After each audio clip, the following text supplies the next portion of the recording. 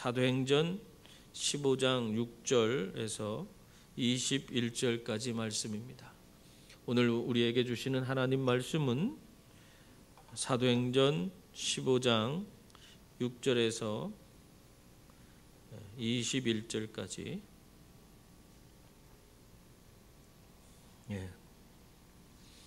우리 한 절씩 나누어서 읽겠습니다. 사도와 장로들이 이 일을 의논하러 모여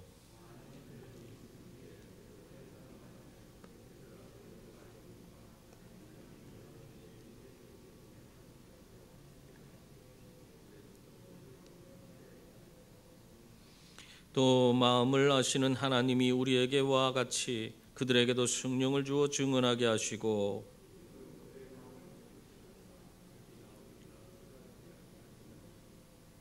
그런데 지금 너희가 어찌하여 하나님을 시험하여 우리 조상과 우리도 능히 매지 못하던 멍에를 제자들의 목에 두려느냐.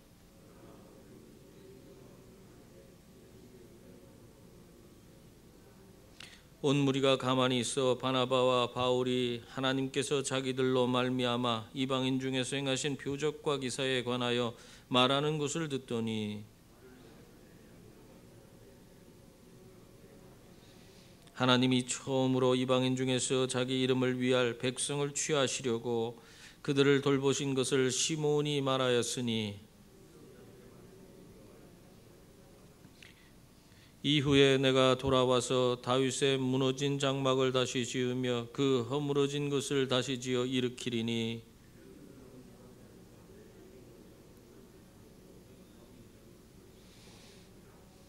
즉 예로부터 이것을 알게 하시는 주의 말씀이라 함과 같으니라.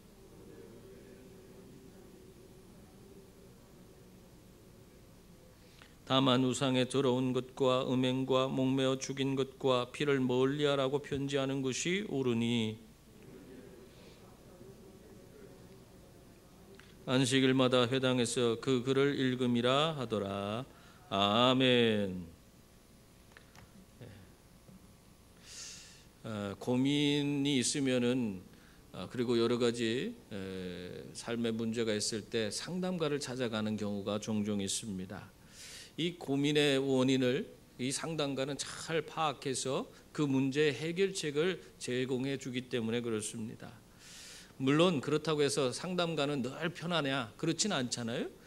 상담가도 사람인지라 어떤 때는 기분이 안 좋고 몸 상태도 좋지 않을 때가 있습니다. 그럴지라도 상담하는 사람들 앞에서는 그런 내색을 할 수 없잖아요. 직업이 직업인지라 늘 꼭 참고 자기의 속에 있는 여러 가지 그냥 힘들고 어렵고 또 참을 수 없는 그런 일들이 있어도 그걸 다 참고 사람들의 아픔과 슬픔 또 그 이야기를 들으면서 밝게 그런 웃어주는 그런 역할을 하게 됩니다.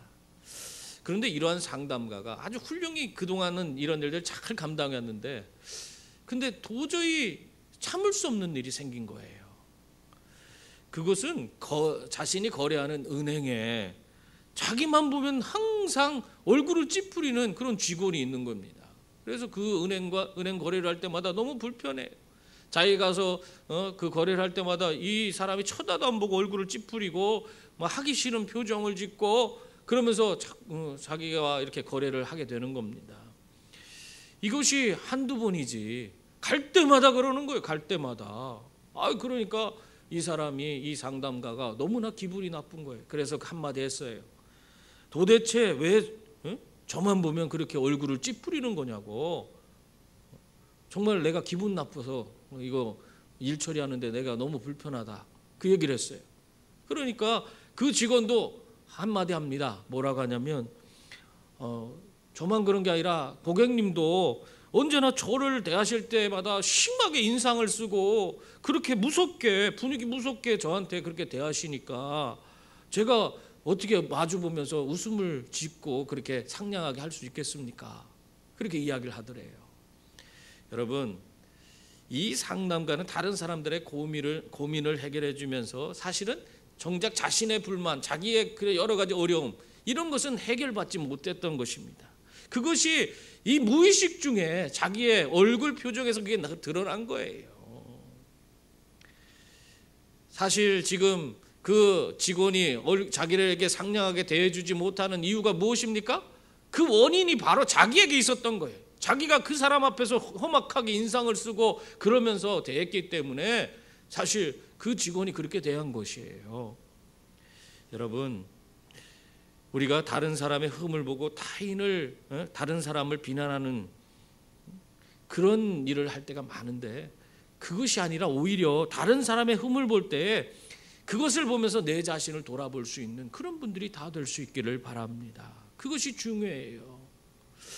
오늘 이 바리새인이 나오는데, 이 바리새인들의 눈에는요, 이방인들의 그런 모습이 다 흠잡을 때가 너무 많은 거예요. 그들이 할례를 행하지 않는 것도 흠이고 모세의 율법을 따르지 않는 것도 다 흠이에요. 그것을 하나도 지켜지도 않고 그것을 행하지도 않으면서 어떻게 구원받고 그들이 예수를 믿고 구원받고 영생 얻는다고 그렇게 얘기할 수 있느냐? 도저히 그들은 그것을 받아들일 수가 없는 거예요. 그러니까 그 사람들을 찾아가서 극구 얘기하는 게 뭐예요? 자꾸 얘기하는 것이 모세의 율법과 할례를 지켜야지 너희가 구원을 받는다. 그 얘기를 하고 있는 것입니다. 도저히 이방인들이 그런 모세의 율법도 지키지 않고 할례도 행하지 않은 그런 아주 어떻게 보면은 부족한 것이 너무 많이 있는 그런 사람들이 예수 믿고 변화되고 예수 믿고 구원받고 그렇게 된다는 사실 그 자체를 인정할 수가 없는 것입니다. 이들이 이러한 생각을 가졌기 때문에 어떻게 했어요? 이런 생각을 가지고 그런 데다가 열심까지 있었어요. 그래서 바울이 이방 지역의 사역을 감당할 때 그 지역을 찾아다니면서 사람들에게 지금 예수만 믿어서는 안 된다. 율법과 할례를 행해야지, 그래야지 구원받을 수 있다 하면서 이 바울의 모든 사역을 가로막게 된 겁니다. 그래서 참 사역에 많은 어려움을 초래하는 그런 일을 이들이 벌이게 됐습니다. 여러분, 그랬기 때문에 오늘 바울과 바나바가 어떻게 했어요? 이러한 유대로부터 온 이 할례주의자들, 이 율법주의자들로 인해서 자꾸 사역의 어려움을 겪으니까 이 문제를 해결하기 위해서 예루살렘 교회로 나아가야겠다, 예루살렘 교회로 찾아가서 이 문제를 해결하겠다는 그런 각오와 결단을 가지고 그들은 지금 예루살렘 교회에 당도한 것입니다. 그런데도 불구하고요, 그들 가운데는 계속 끊임없는 논쟁이 벌어졌어요. 특히 오늘 거기에서는 이러한 사람들이 누구였냐, 대체 누군가 하는 것을 밝히고 있는데, 우리가 전 시간에도 봤습니다마는 그러한 일을 벌이는 사람들이 누구냐면 바리새인으로서 아주 율법에 정통한 사람들 아니에요? 바리새인으로서 예수를 믿은 사람들이었습니다. 그 사람들이 그들의 생각에는 도저히 예수를 믿는다는 것, 그것으로는 부족한 거예요. 그렇기 때문에 예수를 믿어도 율법을 지켜야 되고 또 할례를 행해야만이 하나님의 백성이 되고 그들이 구원받을 수 있다는 그 주장을 굽히지 않고 있는 것입니다. 그래서 이 바울과 바나바의 그런 모든 사역이 다 그냥 공수표로 돌아가게끔 만드니까 이들의 바울과 바나바도 가만히 있을 수 없잖아요. 그래서 서로 대립된 의견이 계속 충돌하고 있었던 것입니다.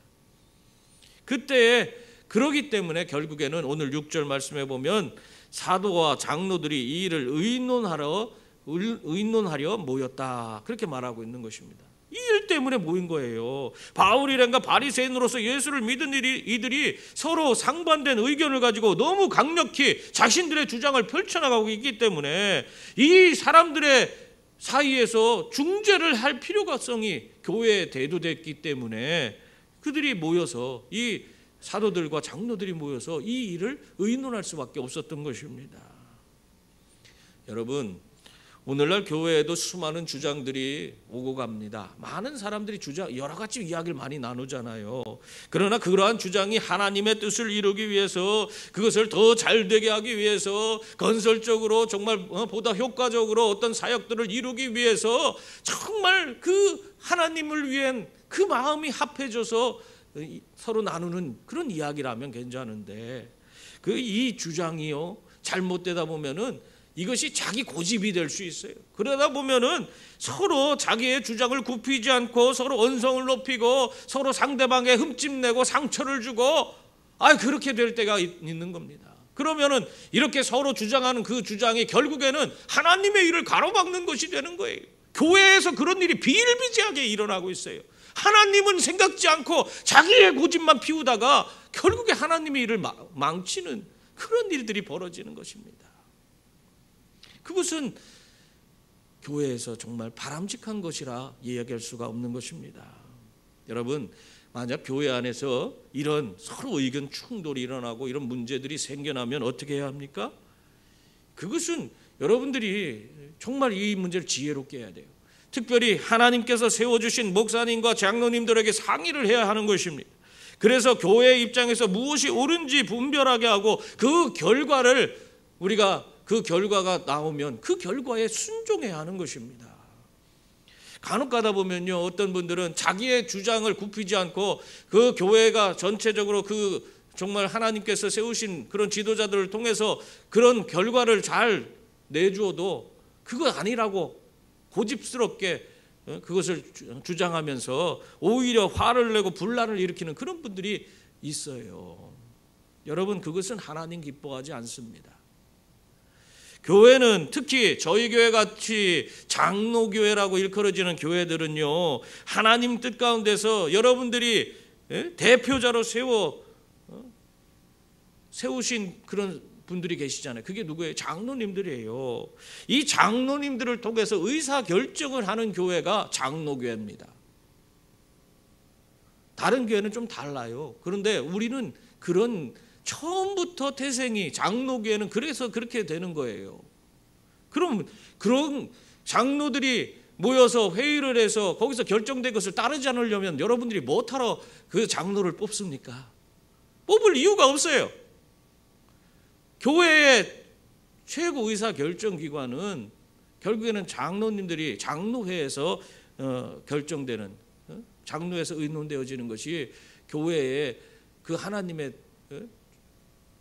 하나님께서 그 교회에 보이신 뜻이라 할 수 있는 것입니다. 그렇기 때문에 비록 자기의 생각과 다를지라도 이 우리가 하나님 앞에서 세운 그 지도자들이 결정한 것을 우리가 내 마음에 좀 안 들더라도 그것을 그냥 믿음으로 감당하고 순종할 수 있는 그런 분들이 되어야 하는 것입니다. 그렇게 해야 할 때 우리 장로교회가 그 정체성대로 제대로 잘 성장할 수 있고 또 우리들도 평안하게 하나님 안에서 우리가 정말 이 땅에서 하나님께 영광 돌리며 살아갈 수 있는 그런 존재들이 되는 것입니다. 그렇지 못하면 교회는 무너지게 돼 있어요. 우리가 무슨 교회인지를 제대로 알아야 돼요. 우리가 어떤 정치 제도를 가지고 우리가 하는지를 잘 알고 있어야 됩니다. 여러분, 오늘 말씀에 보면 이방인의 할례에 대한 이 문제로 인해서 서로 다른 주장이 생겼어요. 그럴 때 사람들이 어떻게 했습니까? 사도와 장로들에게 찾아갔어요. 이 사도와 장로들에게 찾아가서 자신들의 그 주장, 의견들 그것을 다 의논을 했습니다. 그랬을 때 베드로는 그 문제를 깨닫고 그 문제의 핵심이 무엇인지를 깨닫고 자신의 경험을 토대로 해서 하나님의 뜻이 무엇인지 그것을 이야기해 주고 있어요. 7절부터 9절까지 말씀입니다.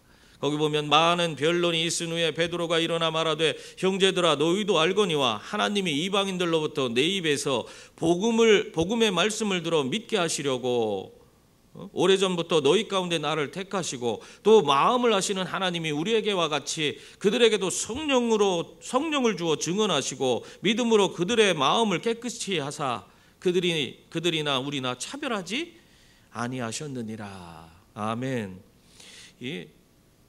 베드로는요 자신이 경험한 고넬료 회심 사건 그것을 통해서 하나님이 이방인들을 구원하기 위해서 자신을 먼저 준비시켰던 그 일을 지금 사람들에게 이야기를 하고 있어요. 그게 무슨 일이에요? 이 하나님께서 환상을 통해서 유대인의 율법으로 먹을 수 없게 규정되어 있는 그런 것들, 온갖 더러운 짐승들, 부정한 짐승들 그런 것들을 먹으라 하고 하나님께서 보자기에 그런 짐승들을 싸갖고 내려보내고 베드로에게 그걸 먹으라고 했어요. 잡아먹으라. 그런데 그때 베드로가 어떻게 했어요? 이건 부정하니까 나는 먹을 수 없습니다. 하나님이 지금 말씀하시는데도 그것이 부정한 것이기 때문에, 자기 율법에 어긋나는 것이기 때문에 먹을 수 없습니다. 그렇게 이야기를 했어요. 그렇게 해서 2번을 얘기했는데, 그때마다 천사가 뭐라고 합니까? 천사가 네가 하나님께서 깨끗하게 하신 것을 내가 속되다 하느냐? 그 말을 하고 있어요. 이렇게 3차례를 하고 나서 천사는 올라가 버렸습니다. 베드로가 3차례 했다고 해서 먹었을까요? 먹지 않았어요. 여러분, 이 일은 베드로가 유대인으로서 얼마나 율법적인 속박을 지니고 있었는지, 유대인으로서 율법적인 속박이 얼마나 그를 강력하게 주장하고 있었는지 그 모습을 우리가 알 수 있도록 해주는 그런 말씀입니다. 사실 이방인에게 하나님의 복음을 전하는 것이 하나님의 뜻이에요. 그럼에도 불구하고 자기의 유대인으로서 유대적인 그런 관습과 전통에 얽매여서는 그 하나님의 생각은 자기가 지키는 율법 유대주의적인 그런 생각과 다르다고 해서 그것을 순종하지 못하겠다고 얘기하고 있는 것입니다. 이게 여러분 말이 된다고 생각하세요? 다시 말하면 지금 바리새인으로서 예수를 믿었던 이 사람들은 지금 이 베드로가 과거에 자기가 행했던 것처럼 하나님께서 주권적으로 행하시겠다고 그렇게 말씀하고 있는데, 하나님께서 깨끗하게 하셨다고 말씀하고 있는데 그것을 받아들이지 않고 부정하다고, 자기는 그것을 따를 수 없다고 하나님 말씀에 오히려 불순종하는 그런 자들이라 하는 것을 이야기하고 있는 거예요. 여러분, 우리가 이런 모습은 없습니까? 오늘 또 8, 9절에서는요, 오늘날 우리에게 주신 성령을 이방인들에게도 주시고 믿음으로 그들의 마음을 깨끗하게 하셔서 하나님께서 이방인들이나 유대인인 자신들이나 차별하지 않으셨다고 그렇게 베드로가 말씀하고 있습니다. 여러분, 하나님께서 고넬료를 만나 주셨잖아요. 그것이 베드로를 만나기 전입니까? 만난 후입니까? 베드로를 만나 주셨을 때가 이 고넬료를 하나님께서 미리 베드로를 만나기 전에 만나 주셨어요. 그래서 이 고넬료에게 하나님께서 그를 찾아가 만나 주시고 그 마음을 바꿔 주시고 변화시켜 주시고 그 다음에 베드로를 청하라고 알려주시고 그리고 그에게 전해주는 그 말씀으로 그들이 잘 하나님의 뜻을 분별하고 행할 수 있도록 그 모든 것을 준비시킨 분이 하나님이십니다. 여러분, 그 모든 것을 하나님께서 주도적으로 이끌어 가신 거예요. 오늘날도 하나님께서는 마찬가지예요. 하나님을 찾는 사람들에게 모든 것을 하나님의 주권으로 준비해 주시고 또한 합력하여 선을 이루도록 만들어 주시는 줄 믿습니다.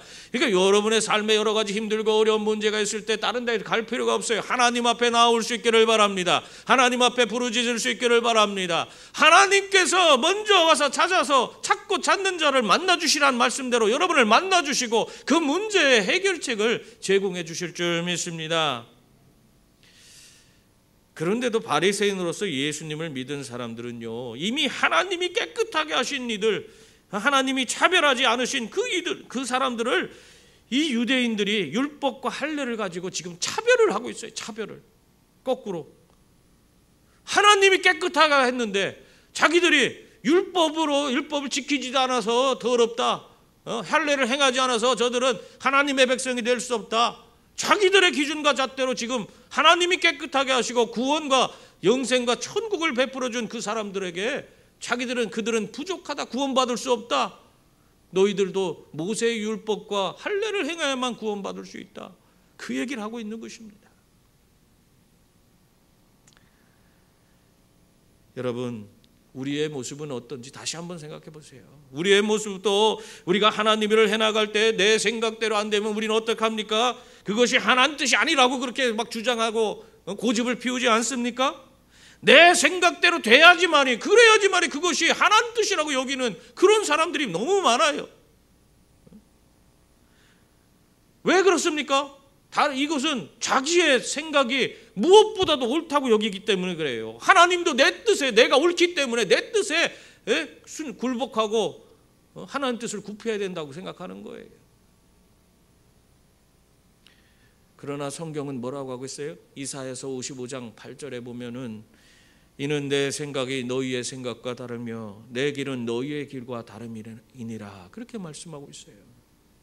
하나님의 일은 내 생각과 다르고 하나님의 길은 우리의 길과 다르다고 분명히 말씀하고 있어요. 그런대로 내 생각대로 하려고 얼마나 우리가 발버둥치는지 몰라요. 그것을 우리가 벗어나야 돼요. 하나님이 원하시는 대로 하나님의 뜻에 순종하며 나아가야지. 그래야지 우리가 쉽게 갈 수 있는 겁니다. 그렇지 않으면 내가 내 고집대로 내 뜻을 굽히지 않고 내 마음대로 내가 어떤 일을 행한다면 그것을 하나님이 쉽게 하실 그 길로 쉽게 하나님의 뜻대로 하면 쉽게 할 수 있는데 내 고집대로 행하다가 더 돌아서 온갖 고생과 그런 여러 가지 어려움을 겪으면서 그러면서 돌아서 그 일을 이루는 그런 경우가 얼마나 많은지 몰라요. 여러분, 그러므로 내 생각대로 그렇게 하려고 하지 말고 먼저 하나님의 뜻을 구하는 분들이 다 될 수 있기를 바랍니다. 데이비드 리빙스턴은요, 그가 아프리카 선교사로 유명하잖아요. 근데 이 사람은요, 처음에 중국 선교사가 되고 싶어 했어요. 그래서 중국 선교사로 나가려고 얼마나 열심히 준비했는지 모릅니다. 근데 그 계획과는 달리 하나님께서 그를 어떻게 했어요? 그 길을 막아버리고 아프리카로 보내셨어요. 그래갖고는 이 리빙스턴이 자기의 중국 선교에 대한 그 길이 좌절되니까 주님 왜 저를 생각지도 못한 그런 아프리카로 보냅니까 하면서 얼마나 원망하고 불평했는지 몰라요. 그런데 결과적으로 어떻게 됐습니까? 이 하나님께서는 이 리빙스턴을 통해서 그 아프리카의 수많은 사람들의 영과 육을 치료하시고 그들을 구원하셨습니다. 그래서 선교의 영역을 크게 확장시키는 그런 일을 감당할 수 있도록 만들어 주셨어요. 맥케이란 선교사도 마찬가지예요. 이 사람은 마가가스타르, 그 아프리카 대륙의 그 밑쪽에 있는 섬이죠. 그 섬에 가려고 많은 준비를 했어요. 근데 그 길을 하나님이 막으시고 우간다로 보내버렸어요. 그래서 우간다에서 그는 거기서 열심히 순종해서 결국에는 정말 어떤 사람도 이룰 수 없는 그런 놀라운 그런 성과를, 그런 아름다운 열매를 거기서 거둘 수가 있었습니다. 또 인도의 선교사였던 윌리엄 캐리는요, 그 남양군도에 가서 선교하려고 했어요. 저 남태평양에 있는 그 섬들 있죠? 거기에 가서 이 사람이 선교하려고 준비를 했는데 하나님께서 그의 길을 막으시고 인도로 틀어버렸어요. 캐리도 원망했어요. 하나님 왜 내 길을 막으십니까? 그렇게 따졌는데 인도에 도착한 다음에는 이 길이 하나님의 뜻이었군요. 하나님께서 다 예비해 두셨군요 하면서 오히려 하나님 앞에 감사와 영광을 돌렸다고 합니다. 여러분, 우리의 삶을 인도하시고 예비해 주시는 분은 하나님이신 줄 믿습니다. 여러분의 모든 삶은 다 하나님 손에 있는 것입니다. 그래서 우리가 하나님의 부름을 따를 때 우리는 하나님의 능력을 경험하게 되고 우리는 하나님이 나를 통해서 이루시는 위대한 일을 경험하며 매일 매 순간 기쁨과 감격 속에 살아갈 수 있는 주의 자녀들이 다 되는 것입니다.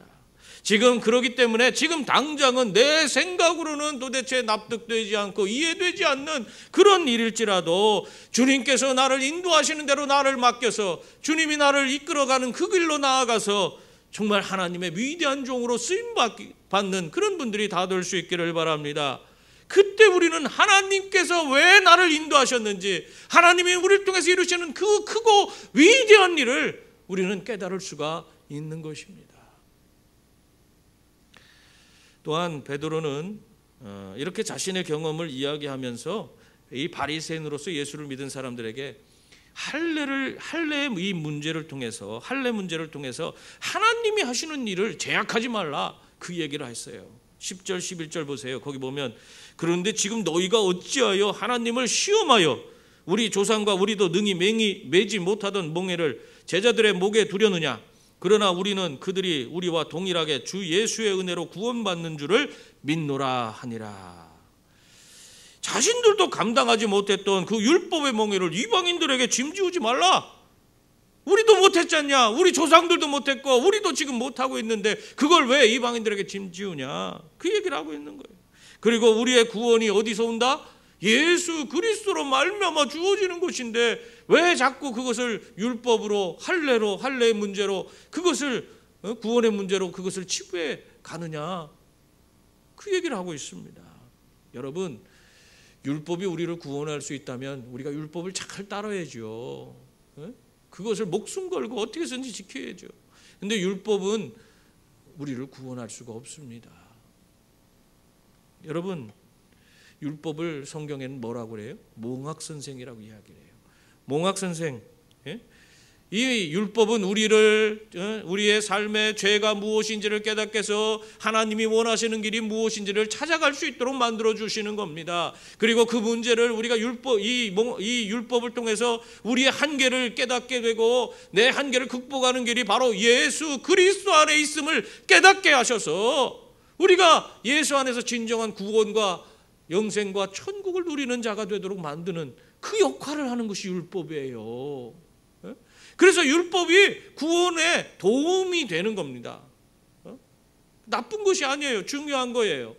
그러나 그것 자체가 우리에게 구원을 줄 수가 없어요.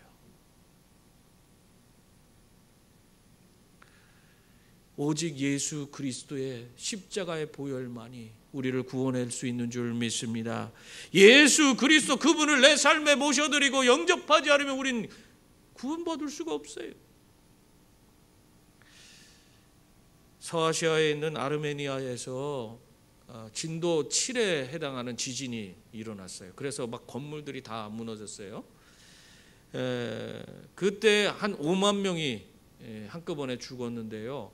그때 그 9층에 살던 아기 엄마가 있었어요. 4살짜리 딸아이를 키우는 그 아기 엄마가 있었는데, 아니 그 무너질 때 그 건물이 와르르 무너질 때 그 건물 틈에 거기에 꼈어요. 그래갖고는 딸과 함께 그 껴갖고는 거기서 근데 다친 데는 없이 그 아주 좁은 협소한 공간에 겨우 목숨만 부지하게 그렇게 되어서 살고 있었습니다. 그래서 이제 자기를 수색대가 와서 구조해 줄 것을 기다리고 있는데 몇 날이 지나도 이게 사람이 오지 않는 거예요. 그러니까 그때 당시 이 얼마나 많은 건물들이 무너졌는지 그걸 수색하는 게 뭐 하루 이틀 걸려요? 우리나라에서도 삼풍백화점 무너졌을 때 그 오랜 기간 수색을 했잖아요. 그거 한 달씩 간다고, 한 달씩. 그러니까 이 애기 엄마가 그 4살짜리 딸을 데리고 그 안에 웅크리고 있는데 딸이 자꾸 그걸 너무 힘들고 어려우니까 또 목이 마르니까 아우 엄마 나 목 말라요 하면서 자꾸 얘기를 하는 거예요. 그래서 처음엔 참으라고 했어요. 시간이 지나면 지날수록 더 이상 아기가 이 4살짜리니까 물을 먹지 못하고 뭐 며칠 지나면 아기가 죽을 수밖에 없잖아요. 그러니까 이 어머니가 생각을 해냈어요. 주변에 살펴보니까 유리 조각 하나 있는 거예요. 그걸 가지고 자기의 살을 걷어요. 살을 째갖고는 피가 흐를 때 그 피를 아이에게 먹게 했습니다. 그래서 그 안에서 아이와 함께 14일을 견뎠습니다. 14일 만에 그들이 구조됐는데 모두 건강하게 잘 구조됐다 그래요. 여러분, 참 어떻게 보면은 죽음의 절박한 위기 상황이었습니다. 그런데도 불구하고 그 딸을 살리고자 엄마는 자기의 살을 찢어가며 그 피를 먹여서 애를 살렸어요. 참 어머니의 사랑은 참 놀라운 것 같습니다. 이와 마찬가지로 여러분, 이렇게 어머니의 피가 이 딸을 살린 것처럼 예수님의 보혈이 우리를 구원해 주는 줄 믿습니다. 이 보혈을 힘입어 예수 그리스도에게 나아가는 그런 자들만이 우리는 이 땅에서 구원과 영생을 얻게 되는 줄 믿습니다. 이러한 베드로의 간증이 끝나니까요, 바울과 바나바는 하나님이 자신들을 통해서 표적과 기사로 이방인들을 어떻게 구원하셨는지 그것을 간증을 하기 시작했습니다. 다시 말하면 이 모든 이방인의 구원이 자기들의 힘이 아니라 자기들의 실력이 아니라 하나님의 다 구원의 계획 가운데 있었다. 하나님의 주권적으로 역사하셔서 하나님의 주권적인 그런 주도하에서 이루어진 일이다. 그 얘기를 하고 있는 것입니다. 이런 이야기를 다 듣고 나서 그 예루살렘 교회의 최고 지도자였던 야고보가, 이 야고보는 예수님의 동생이에요. 예수님의 동생인데 이 예수님의 동생이 처음에 예수님 믿었어요? 믿지 않았어요. 그런데 예수님이 부활하시고 승천하시고 나서 그 예수님을 이가 믿게 됐어요. 야고보가 믿게 돼서 그 삶이 완전히 180도로 달라지고 정말 교회의 헌신적인 사람이 되고 점점 그가 지도자로서 잘 훌륭히 자라서 예루살렘 교회의 가장 높은 그런 모든 의사 결정을 주도할 수 있는 그런 지도자가 됐어요. 이 야고보가 이렇게 모든 이야기를 종합해서 결론을 내립니다. 13절부터 18절까지 말씀이에요. 우리 같이 한번 읽어볼까요? 말을 마침에 야고보가 대답하여 이르되 형제들아 내 말을 들으라. 하나님이 처음으로 이방인 중에서 자기 이름을 위할 백성을 취하시려고 그들을 돌보신 것을 시므온이 말하였으니 선지자들의 말씀이 이와 일치하도다. 기록된 바 이후에 내가 돌아와서 다윗의 무너진 장막을 다시 지으며 또 그 허물어진 것을 다시 지어 일으키리니 이는 그 남은 사람들과 내 이름으로 일컬음을 받는 모든 이방인들로 주를 찾게 하려 함이라 하셨으니 즉 예로부터 이것을 알게 하시는 주의 말씀이라 함과 같으니라. 아멘. 이 말씀에서 야고보는 뭘 얘기하고 있어요? 첫 이방인인 고넬료를 취하신 것도 하나님의 주권 가운데서 이루어진 일이다. 그것을 이야기하고 있어요. 그것을 이야기하면서 그 근거를 들고 있는데 성경에 그것이 다 이미 이방인의 구원에 대해서 이미 예언되어 있다. 아모스 9장 11절 12절 말씀을 통해서 그 성경을 근거로 듭니다. 다윗의 무너진 장막을 일으켜 유대인들뿐만 아니라 내 이름으로 일컬음을 받는 모든 이방인들로 주를 찾게 하려 합니다 하는 그 말씀, 이 말씀대로 지금 이루어지는 것이다. 이방인의 구원이 이미 900년 전에 살았던 아모스를 통해서도 예언되어 있다. 그걸 얘기하는 거예요. 성경이 말하고 있다. 그것을 말하고 있는 것입니다. 여러분, 이렇게 성경은 이방인의 구원을 말하고 있어요. 그들이 모세의 율법과 할례를 지켜야 구원이 주어지는 것이 아니라 하나님의 주권으로 그들이 주를 믿고 구원을 얻게 된다고 그렇게 분명히 말씀하고 있는 것입니다. 그것은 언제부터 적혀 있는 거예요? 예로부터 주의 말씀에 기록되어 있다. 그렇게 말하고 있어요.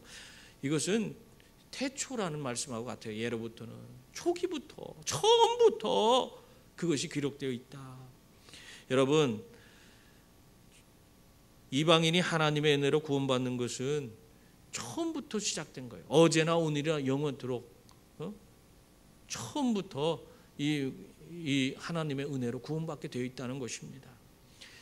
성경에 우리가 참 믿음의 조상이라고 일컬어지는 아브라함 있잖아요. 아브라함이 어떻게 구원을 받았습니까? 아브라함이 율법을 지켜서 구원을 받았어요? 여러분, 아브라함 있을 때는 율법이 있지도 않았어요. 아브라함이 근데 어떻게 구원을 받았어요? 아브라함은 믿음으로 구원을 받았다고 성경이 말씀하고 있어요. 믿음으로 구원받았어요. 율법을 지키지 않았지만 그는 믿음으로 구원을 받았어요. 이와 마찬가지로 오늘 우리들도 믿음으로 구원을 받는 줄 믿습니다. 그러니까 예수 그리스도를 믿는 믿음으로 우린 구원받는 거예요. 누구나. 그래서 우리는 예수 그리스도 그분을 믿는 믿음 안에서 구원과 영생과 천국을 누리는 하나님의 백성이 되는 줄 믿습니다. 이 말을 하고 야고보는 모든 의견과 주장에 대한 그 결론으로서 19절에서부터 21절까지 말씀을 하고 있어요. 야고보의 결론은 뭐냐? 한번 제가 읽어볼게요.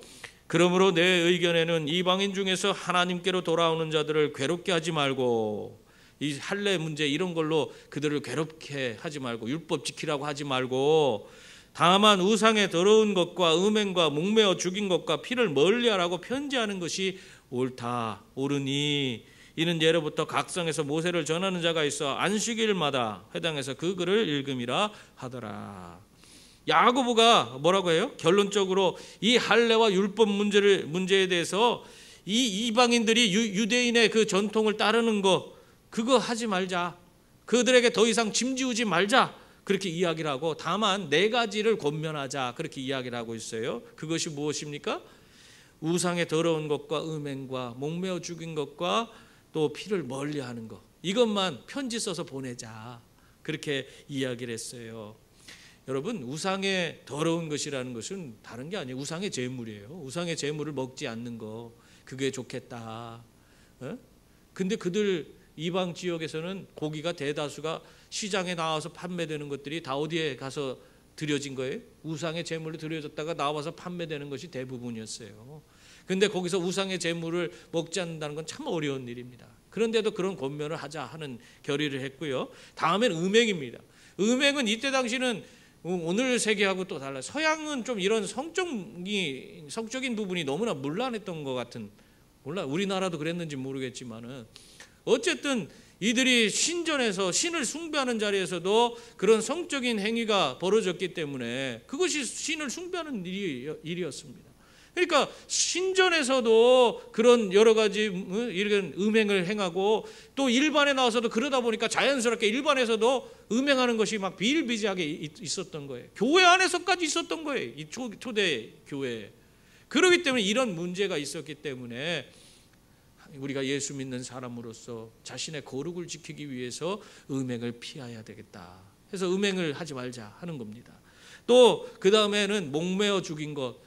여러분, 피는 생명의, 이 피가 생명이 있다고 유대인들은 믿었어요. 그래서 음식을, 그러니까 고기를 피채 먹지 말라, 그렇게 성경에 기록되어 있는 것입니다. 그래서 목매어 죽인 것은 어떻게 된 거예요? 피를 빼지 않은 거잖아요. 그 고기를 먹지 말라는 거예요. 그것과 함께 또 동일한 얘기가 뭐예요? 피를 멀리하라는 것이 동일한 거예요. 피를 먹지 말라는 얘기랑 동일한 거죠. 그 똑같은 얘기를 하고 있는 거예요. 피를 우리가 먹고 그러면 안 된다 하는 그 얘기를 하는 겁니다. 그것을 좀 하지 않았으면 좋겠다. 그 얘기를 편지를 쓰자, 이렇게 결론을 냈습니다. 여러분, 근데 중요한 게 있어요. 이 네 가지를 정했지만 이것이 강제적인 것이 아니라는 겁니다. 교회가 그것을 정했지만 이방인들에게 그것을 강제로 시킨 것이 아니에요. 그들에게 짐지은 것이 아니에요. 그것은 일종의 권면입니다. 왜 그러냐면 유대인, 그때 당시 이방 교회에는 유대인과 이방인들이 함께 섞여져 있었어요. 그들이 서로 한 마음 되고 한 교회가 되기 위해서는 서로 마음이 오고 가고 거리낌이 없어야 되잖아요. 근데 저들은 그 유대인들이 극히 싫어하는 그런 피를 먹고 음행을 행하고 또 이렇게 우상의 제물을 먹고 그러면 그들이 어떻게 온전히 하나 될 수 있겠어요? 그러니까 서로를 위해서, 서로가 이 교회 공동체가 온전히 하나 되기 위해서 서로 절제를 하자는 거예요. 이걸 성경에서는 덕을 쌓는다고 그래. 덕을 세우는 그 일을 하자는 거예요. 서로 절제해서 서로가 온전히 하나 될 수 있도록 그렇게 만들자, 그 말씀을 하고 있는 겁니다. 그러니까 이것은 권면이에요. 그렇게 해서 온전히 교회를 이루자고 하는 그런 말씀을 하고 있는 것입니다. 여러분, 우리도 마찬가지예요. 교회는요, 내 마음에 드는 사람만 있는 게 아니에요. 여러분, 내 마음에 드는 사람하고만 같이 교회 생활하려면은 어디 가서도 그런 교회는 찾을 수가 없을 거예요. 교회는 다양한 사람들의 모임입니다. 정말 이해되지 않아요. 나랑 전혀 다른 생각을 갖고 있는 사람들이 있을 수 있어요. 그렇다고 해서 그들과 우리가 서로 등지고 그렇게 지내서는 안 되잖아요. 교회는 그리스도의 몸입니다. 온전히 다양성이 인정이 되고 그 다양한 사람들이 온전히 하나가 되어서 우리가 하나님의 일들을 감당할 때에 우리는 내 수준이 아니라 정말 우리 하나님 크기의 그 위대한 일을 감당할 수 있는 그런 교회가 되는 것이에요. 그렇기 때문에 우리는 다양성을 인정하고 서로가 온전히 하나 되기 위해서 서로 절제하는, 서로 양보하고 좀 내 것을 포기하고 서로 절제하는 그런 모습이 필요한 것입니다. 여러분, 그래서 여러분들도 이렇게 우리가 정말 온전한 공동체가 되기 위해서, 교회 공동체를 이루기 위해서 우리가 또한 신앙의 덕을 세우기 위해서 서로 절제하면서 나아가는 그런 분들이 다 될 수 있기를 바랍니다. 결국 예루살렘 회의를 통해서 이방인의 할례와 율법의 문제는 완전히 해결됐어요. 이걸로 끝났습니다. 바울과 바나바가 예루살렘에 이 문제를 가지고 오지 않았다면 아마 이 문제가 해결되지 않았을 것입니다. 그러나 여러 가지 불리한 상황이었지만 그들이 믿음으로 도전하였을 때 그 문제가 정말 자기들의 생각과는 다르게 너무나 쉽게 해결이 됐잖아요. 여러분, 항상 우리의 삶에도 그래 마찬가지예요. 여러 가지 힘들고 어려운 거, 그 두려워서 포기해버리면 아무것도 우리는 이룰 수 없어요. 그러나 하나님께서 나에게 허락하신 일이라면 믿음으로 도전해 나갈 수 있기를 바랍니다. 그러면 하나님께서 역사해 주시는 거예요. 하나님께서 이미 예비된 그런 힘과 능력을 주시고 그 모든 일을 감당할 수 있도록 만들어 주셔서 정말 아름다운 열매를 맺을 수 있도록 인도해 주실 줄 믿습니다. 또한 우리가 모든 일을 행할 때는요, 어떻게 해야 돼요? 내 생각이 아니라 하나님의 뜻이 무엇인지를 먼저 파악하고 나아가야 하는 것입니다. 그것을 먼저 해야 돼요. 그래서 우리는 항상 하나님의 말씀을 늘 묵상하고 말씀이 그런가 하면서 되새김질하는 거예요. 소가 음식물을 되새김질하는 것처럼 우리가 자꾸 말씀을 내 삶에 가까이 두고 그 말씀을 자꾸 묵상을 해야 돼요. 그래서 정말 하나님께서 원하시는 뜻이 무엇인지를 깨닫고 그 다음에는 하나님께 내 자신을 온전히 철저히 맡겨서 하나님의 주권으로 모든 일을 감당해 나가는 그런 주의 자녀들이 다 될 수 있기를 바랍니다. 그래서 하나님의 위대한 일을 이루어가는 저와 여러분이 다 될 수 있기를 주님의 이름으로 축원합니다. 기도하겠습니다.